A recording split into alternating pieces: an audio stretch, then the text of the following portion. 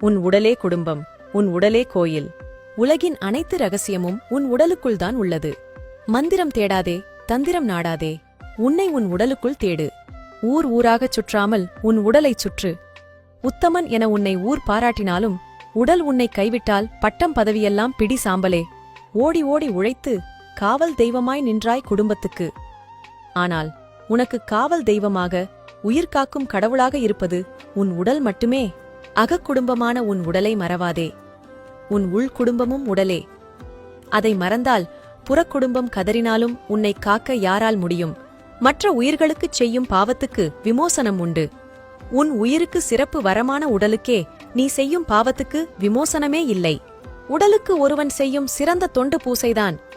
உடலுக்குள் உழைக்கும் உறுப்புகளை ஆராதிப்பது ஆலயம் தொழுவதினும் சாலச் சிறந்தது.